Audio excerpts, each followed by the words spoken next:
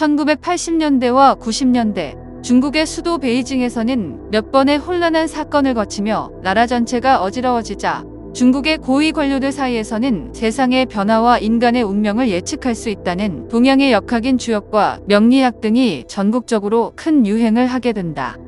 그리고 1999년 중국 산시성에서는 북부 산간 지역에서 발생한 지진으로 인해 한 오래된 석벽이 무너지며 그 속에서 낡은 비문 하나가 발견된다.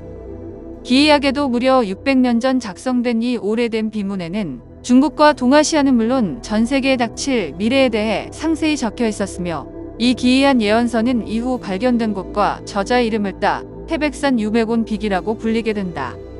이 비문의 저자이자 중국에서 제갈량과 비교되는 중국 최고의 전략가로 알려진 유백온은 명나라 개국 황제인 주원장을 도와 명나라를 일으킨 인물로 기록되어 있는데 중국의 역사서에서는 그를 도를 터득한 도인이자 천지를 꿰뚫어보는 신과 같은 재주를 가진 중국에 손꼽히는 예언가로 기록하고 있다.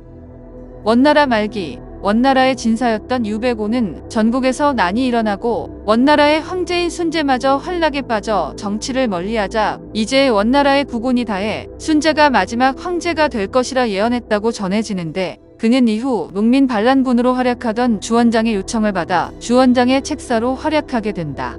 그리고 주원장을 도와 명나라 개국까지 이룬 유백온은 초기 명나라의 법률 제정에 참여하였으나 당시 최고의 관직으로 불렸던 승상의 자리를 거절하고 이후 출세보다는 나라의 미래와 백성들을 돌보는 데 집중하였다고 알려져 있다. 특히 유백온은 군사 전략뿐만이 아닌 천문과 역법에도 능통하여 명나라의 역법인 무신대통령 제정을 도와 역법적으로 명나라의 정통성을 확립시켰다고 전해지는데 그는 유백온 비기뿐만이 아닌 금능탑 비문과 소병가, 추비도 등 미래를 내다보며 후세를 위해 다수의 예언서를 남겼다고 전해지며 그가 남긴 예언은 너무나도 정확해 현재에도 많은 중국 학자들에게 연구되며 높은 관심을 받고 있다.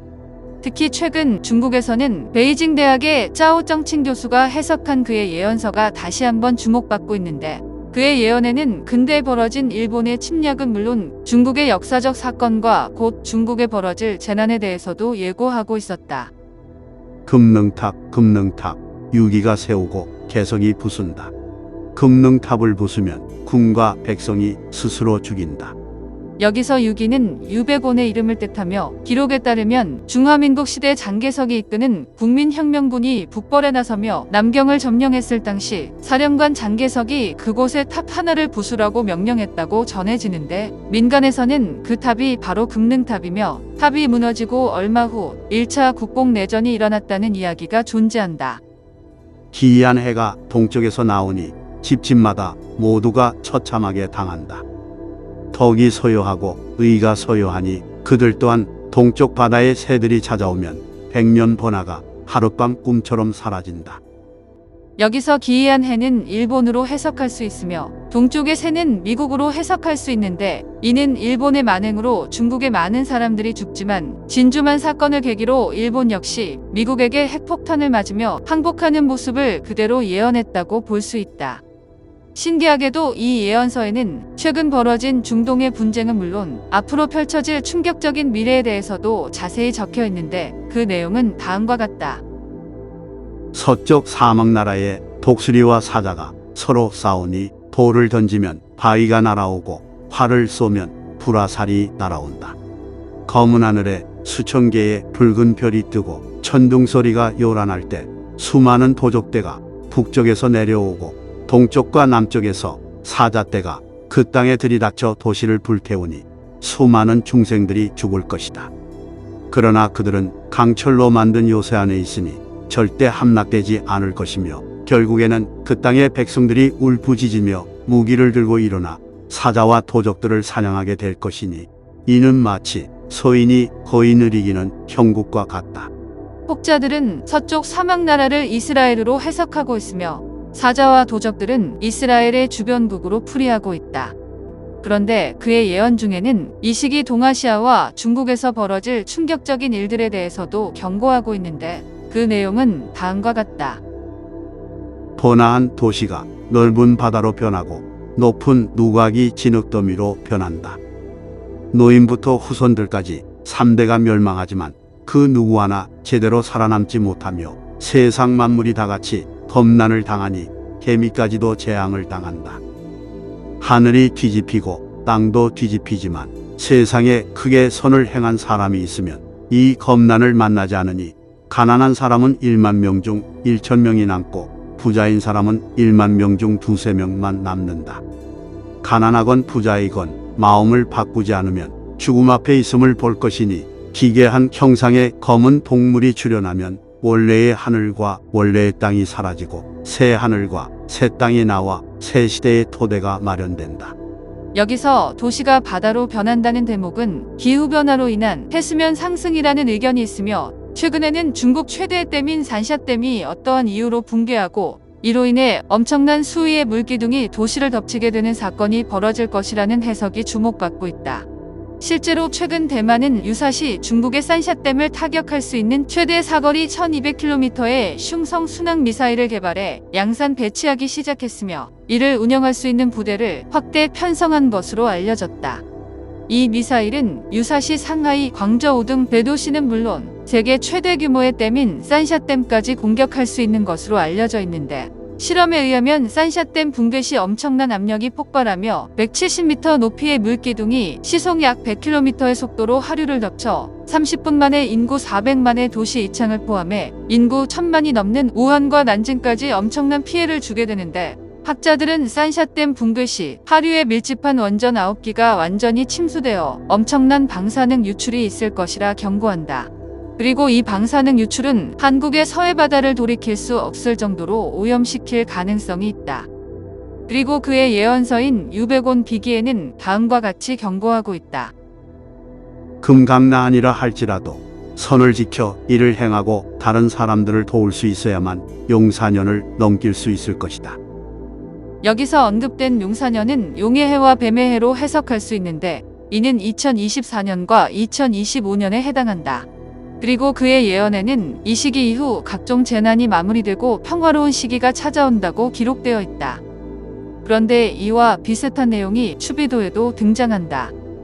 인묘 진사년을 넘기기 어렵지만 이를 넘기기만 하면 살아있는 신선이 될 것이니 풍부한 재물이 여러 사람들에게 닿게 되어 즐겁게 부귀영화를 누리고 대대손손 건강하고 번성할 것이다.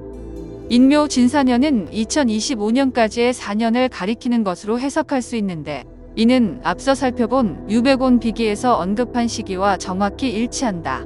때문에 혹자들은 이 시기에 중국의 전쟁이나 경제 붕괴와 같은 커다란 변화가 올 것이며 생존에 위협이 될 만한 엄청난 사건이 발생할 것이라 추측한다. 이처럼 미스터리한 유백온의 예언은 많은 중국인들에게 언급되며 엄청난 관심을 받고 있다. 중국에서 청나라 시대와 근현대사를 통틀어 가장 위대한 고승으로 불리는 허운법사.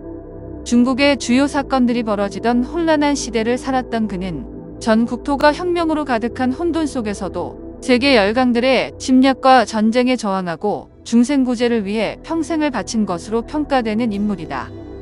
허운법사는 약 100년이 넘는 세월 동안 불교를 수행하며 자비심으로 평생 중생들을 보살피고 신비한 영적 능력으로 기적을 행하여 청나라의 통치자였던 광서제와 서태후는 물론 조원나이와 장제스, 태국의 국왕 푸미폰 아둔야뎃 등이 가르침을 청할 정도로 백성들의 존경과 사랑을 받았으며 꾸준한 명상과 철저한 채식을 통해 120세까지 장수한 인물로 알려져 있다.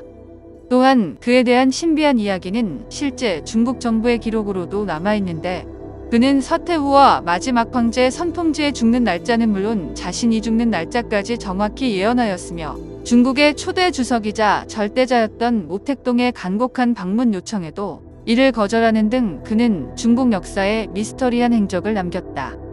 청나라 말기였던 1840년 중국 푸젠성 천주현의 한 부유한 관리의 집안에서 태어난 그는 어릴 적부터 매우 총명하여 6살에 도교 경전을 통달하고 8살에는 주역을 완벽히 이해했다고 전해진다.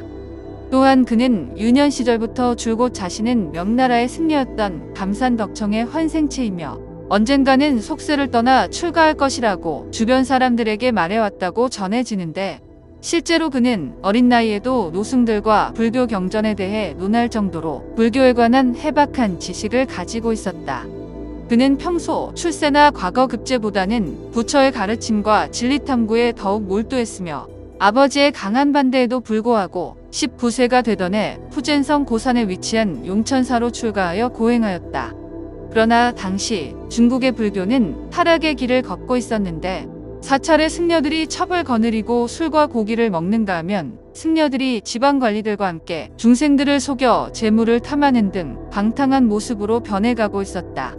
이에 그는 43살이 되던 해 불법을 더욱 깊이 이해하기 위해 삼보 일배 순례를 결심하게 되는데 그는 중국 저장성의 보타산을 출발해 산서성 오대산과 아미산을 넘어 약 20년이 넘는 시간 동안 티베트와 네팔을 거쳐 인도와 부탄, 스리랑카를 순례했다.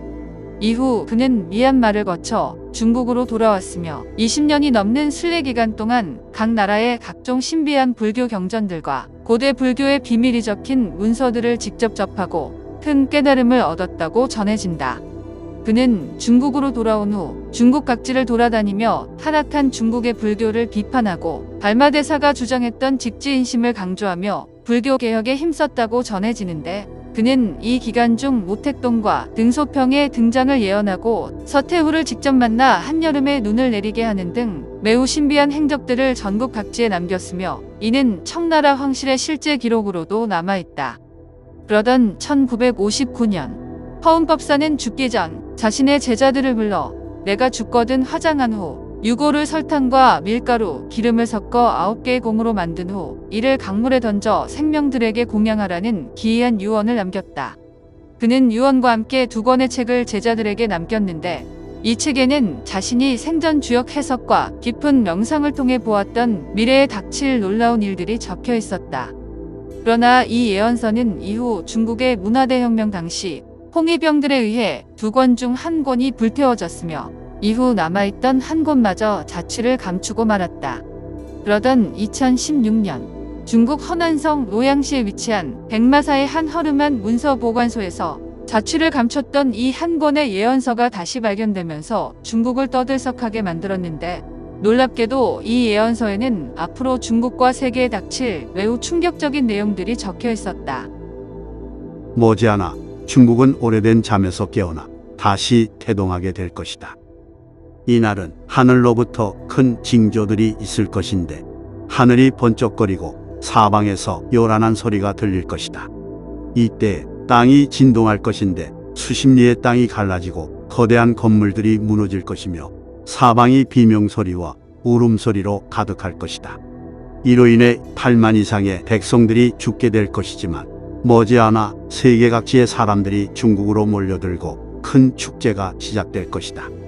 실제로 2008년 5월 12일 중국 수천성에서 규모 8.0의 큰 지진이 발생했는데 이 지진으로 인해 21만 6천 동의 건물이 무너지고 약 8만 7천 명이 사망하는 등 총 37만 4천 명의 대규모 사상자가 발생하는 중국 역사상 유례없는 큰 재앙이 발생했다. 그리고 얼마 후 중국의 수도인 베이징에서 세계인의 축제라고 불리는 올림픽이 시작되면서 중국으로 세계 각지의 사람들이 몰려들었다. 그리고 이는 8만 명이 죽고 축제가 열린다던 그의 예언과 정확히 일치하는 것이었다. 또한 그는 앞으로 중국에 일어날 큰 변화에 대해서도 예언했는데 그 내용은 다음과 같다. 중국은 통일을 원하지만 오래도록 통일을 이루지 못할 것이다. 그러나 내가 죽고 60년이 지나 뱀의 해가 되면 중국을 덮고 있던 북방의 기운이 쇠락할 것인데 이때의 중국의 기운은 하늘까지 닿을 것이며 전성기를 맞이할 것이다. 이때쯤 동쪽 큰 땅에 있는 군대의 나라는 중국의 가장 큰 원수가 될 것이며 이때 급작스러운 통일이 시작될 것이다. 그러나 이 통일은 엄청난 대가를 치르게 될 것인데 남쪽의 작은 섬은 거의 없어지다시피 할 것이며 중국 전역에는 하늘을 뚫고 솟아오르는 거대한 폭발이 일어날 것이다. 전국이 불바다가 될 것이며 하늘과 땅이 마를 것이다. 그러나 누구 하나 이를 도울 수 없으며 이때에는 덕이 있는 사람들만 살아남게 될 것이다. 여기서 동쪽 큰 땅에 있는 군대의 나라는 미국으로 해석할 수 있는데 실제로 최근 미국은 중국을 강도 높게 압박하고 있으며 지난해 미국 하원 의장이 대만을 직접 방문한 후 중국은 대만섬을 포위하는 대규모 사격 훈련을 실시하는 등 긴장이 고조되고 있다. 미국의 전문가들은 2025년에서 2028년 사이를 중국의 대만 침공 시기로 보고 있으며 다가올 2025년은 그가 언급한 뱀의 해로 알려져 있다. 최근 대만의 주요 기업들은 미국과 일본 등 해외로 공장을 이전하는 것으로 밝혀졌으며 일각에서는 이것이 중국의 대만 침공에 대비한 움직임이라는 분석이 나오고 있다. 그는 중국의 통일 후에 닥칠 한국의 엄청난 미래에 대해서도 예언했는데 그 내용은 다음과 같다. 조선인들은 자고로 세계에서 가장 똑똑하고 뛰어난 두뇌를 가졌으며 선한 마음과 예의를 갖춘 민족이었으나 나라의 운이 다하여 세계에서 가장 가난한 나라로 전락하였다. 하늘에는 천지주기가 있는데 조선도 이 주기를 따라 운이 흘러왔다. 그러나 조선은 우주의 섭리에 따라 하늘의 운이 다시 트일 것이다.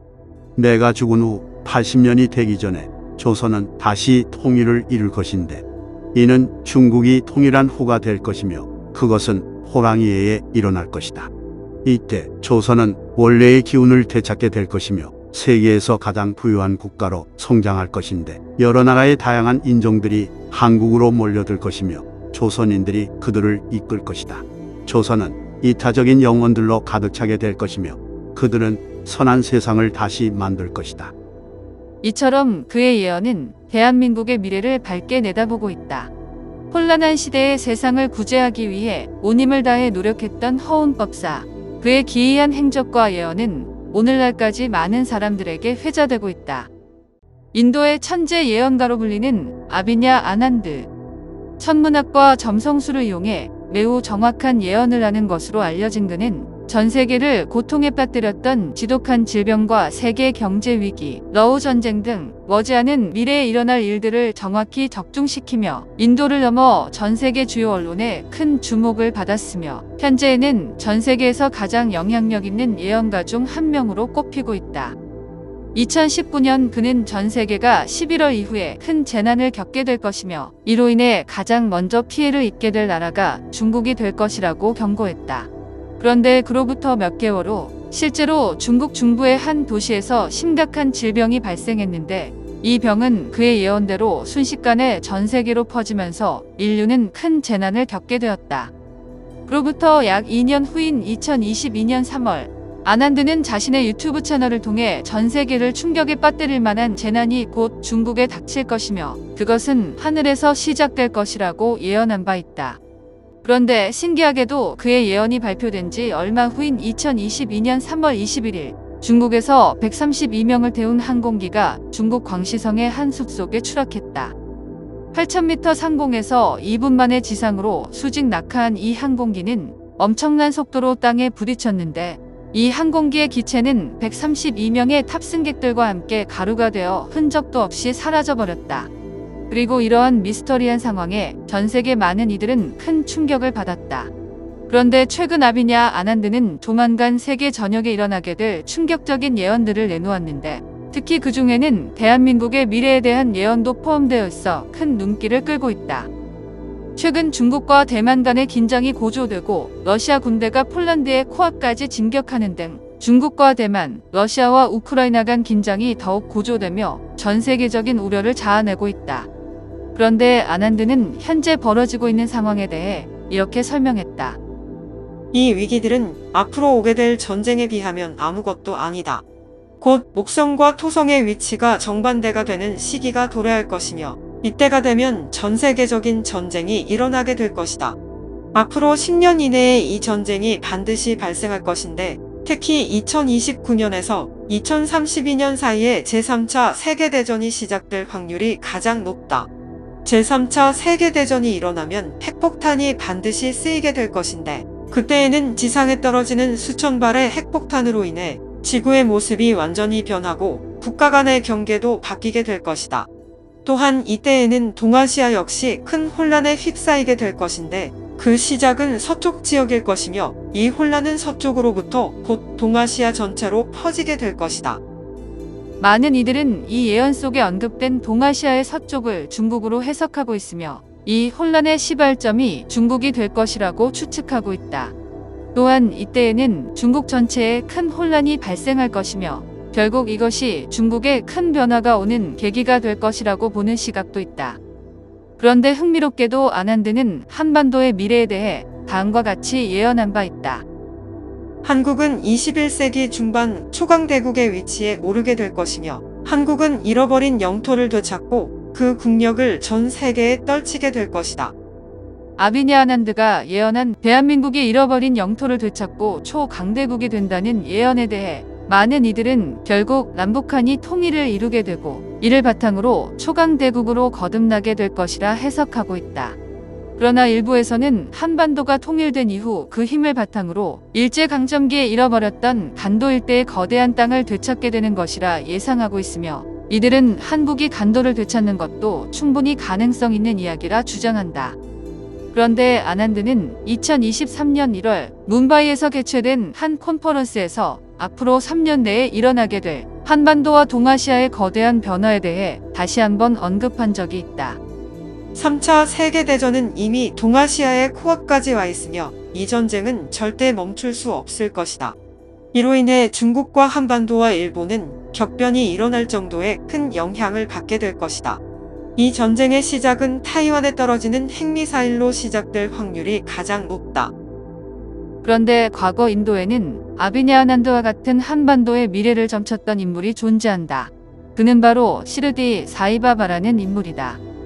인도의 신비주의 수행자이자 영적 스승으로서 힌두교와 이슬람 신자들의 큰 존경을 받았던 그는 자아 실현의 중요성을 설파하고 사랑과 용서, 남을 돕는 일과 내적 평화를 이룰 것을 강조하였으며 그 역시 평생 동안 이 가르침을 그대로 실천한 인물로 알려져 있다. 1차 세계대전 시기인 1916년 그는 인도 마하라슈트라 지역의 한 허름한 사원에서 그를 따르던 제자들과 마을 사람들에게 미래에 닥칠 큰 변화에 대해 설파했다고 알려져 있으며 그는 당시 제자들에게 아시아와 한반도에 닥칠 변화에 관한 내용도 언급했다고 전해지는데 그 내용은 다음과 같다. 이미 세상의 변화는 시작되었으며 씨앗들은 뿌려졌다. 이 불행한 시대에서 지복의 시대로 하룻밤새 옮겨갈 수는 없는 일이지만 이 변화는 긴 시간에 걸쳐 실행될 것이니 때가 되면 세상의 기운이 아시아로 모여들게 될 것이며 한반도는 그 중에서도 가장 중요한 위치에 있다고 볼 수 있다. 아시아에는 일본인보다 뛰어난 인재들이 모여 있는 곳이 있으니 그것이 바로 한반도이며 그곳의 사람들은 그때가 되면 화려한 꽃을 피우게 될 것이다. 아직 그 씨앗들은 땅 속에 있다. 그러나 2020년에서 2030년 사이에는 이 땅의 씨앗들이 다시 전 세계로 퍼지기 시작할 것이며 이는 인류의 정신에 스며들어 그 씨앗들이 서서히 싹트기 시작할 것이다. 그리고 곧 그 싹들이 성숙하여 완전한 진리의 아름다움이 수많은 인간들을 일깨우고 세상에 밝은 빛이 비칠 것이다. 그러나 이 과정은 시간을 필요로 하며 황금시대는 단계적으로 실현될 것이다. 그 첫 번째 단계는 2020년 경부터 시작될 것인데 세계 곳곳의 기후변화, 질병, 혼란, 싸움, 악이 가득한 현실 속에서 고통의 시기가 도래할 것이며 이는 인류의 황금시대가 동트는 시기이기도 하다. 이 고통의 시기는 황금시대의 도래를 앞당기게 될 것이다. 특히 이 고통은 중국 중부의 도시에서 시작하게 될 것이며 세계는 큰 혼란에 빠지게 될 것이다. 또한 그보다 더 큰 혼란은 중국 남부의 작은 섬에서 시작될 것이며 섬 전체를 뒤덮는 거대한 불과 함께 그 거대한 고통이 시작될 것이다. 이와 함께 그 주변 나라들은 혼란에 휩싸이게 될 것이며 그 주변 나라의 이웃들 역시 큰 재난을 겪게 될 것이다. 이때부터는 세계 곳곳에 이상한 별이 떨어져 지구상의 모든 인간들은 서로 대화할 수 없게 될 것이며 이에 따라 세계적인 혼란과 파문이 일어나게 될 것이다. 모든 하늘과 모든 땅이 갈라지고 또 불타게 될 것이며 이는 세계적인 현상으로 이어질 것이다. 그리고 7년 동안 이러한 혼란과 고통이 계속될 것이다. 그러나 이 모든 과정이 완전히 지나고 나면 황금시대가 도래하게 될 것이니 전 세계의 조화가 충만할 것이며 모든 곳에 사랑이 흐르게 될 것이다. 모든 증오심은 사라질 것이며 오늘날 위세를 떨치고 있는 악들이 불이째 뽑히는 근본적인 변화들을 수반할 것이다. 여기서 언급된 세계 곳곳에 떨어지는 이상한 별이 무엇인지는 학자들마다 다양한 의견이 제시되고 있으며, 이처럼 시르디 사이바바의 미스터리한 예언은 큰 궁금증을 자아내고 있다. 대한민국 국립중앙박물관에는 남사고 비결이라 불리는 고서가 하나 있다. 격암유록이라고도 불리는 이 기이한 문서는 1977년 대중에 공개되어 큰 주목을 받은 바 있으며, 이 책에는 일제강점기와 한국전쟁 등 한국의 주요 역사적 사건들이 정확히 예언된 것으로 알려져 있다.